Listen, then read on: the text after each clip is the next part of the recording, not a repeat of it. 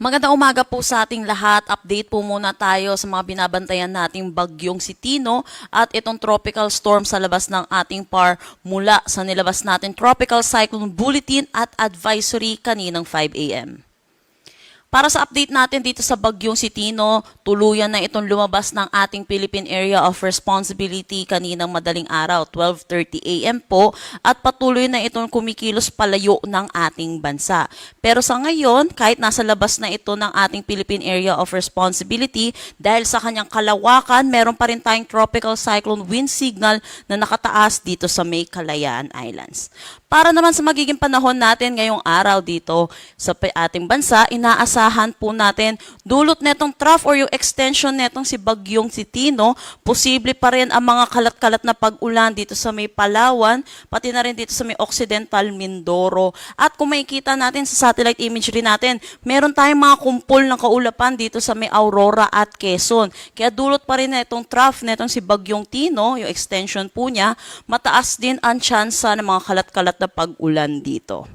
Para naman dito sa may Batanes, dulot ng northeast monsoon or amihan, posible po makaranas sila ng maulap na papawirin na may mga pag-ulan. May kita din natin dito sa ating satellite imagery, meron po tayong mga kumpul ng kaulapan dito na nakatapat sa may Cagayan, kaya inaasahan natin dito sa Cagayan, makakaranas din sila ng maulap na papawirin na may mga kalat-kalat na pag-ulan, dulot ito ng shear line.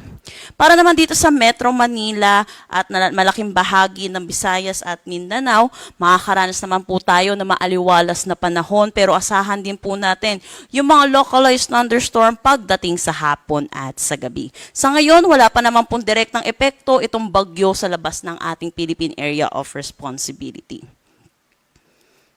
Para naman sa track netong si bagyong Tino, patuloy na nga po itong lumalayo ng ating bansa at napatungo na ito sa Vietnam. Pero nananatili pa rin naman po siya sa typhoon category. At dahil nga po sa lawak niya, meron pa rin tayong tropical cyclone wind signal number 1 dito sa may Kalayaan Islands. Pero habang papalayo ito ng ating bansa, posible na rin po tayo mag-lift or mag-alis na rin ng tropical cyclone wind signal ngayong araw.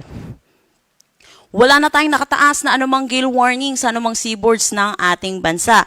Pero iba yung pag-iingat po para sa ating mga kababayang mangingisda at may mga sasakyan maliit pandagat na maglalayag dito sa western section ng bansa po natin. Dulot nito makakaranas pa rin po sila ng mga lalakas, maminsan-minsan na malalakas na bugso ng hangin. Dulot netong si bagyong si Tino na palayo na po. Update tayo dito sa binabantayan natin bagyo sa labas ng ating PAR. Sa ngayon po, nag-intensify ito kaninang 2 a.m. into a tropical storm category at meron na itong international name na Fung Wong. Ito'y huling namataan sa layong 1,715 kilometers east ng northeastern Mindanao at may taglay na lakas na hangin na 65 kilometers per hour at pagbugso na umaabot ng 80 kilometers per hour. Ito'y kumikilos northwestward sa bilis na 20 kilometers per hour.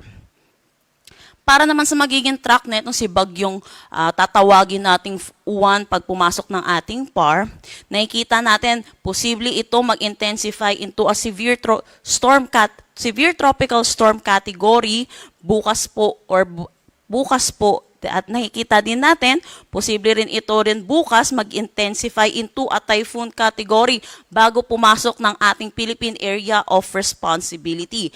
At dito, makikita na ito'y mag-i-intensify pa. Ito a super typhoon category bago mag-landfall na posible dito sa may northern or central Luzon. At dahil sa interaction niya sa ating kalupaan, bahagya po siyang ihina bilang isang typhoon category. Pero para sa mga kababayan po natin, ang typhoon category ay malalakas pa rin po ang mga hangin na dala po nito. So wag po tayo magpakampante at earliest po, Friday po, sana naghahanda na po ang ating mga kababayan dahil posible na po tayo magtaas din ng mga tropical cyclone wind signal, storm surge warning at mga gale warning pagdating po ng Friday evening or Saturday po. So yun po para sa mga kababayan po natin, lalo na dito sa Luzon, iba yung pag-iingat po para po dito sa magiging next po nating bagyo.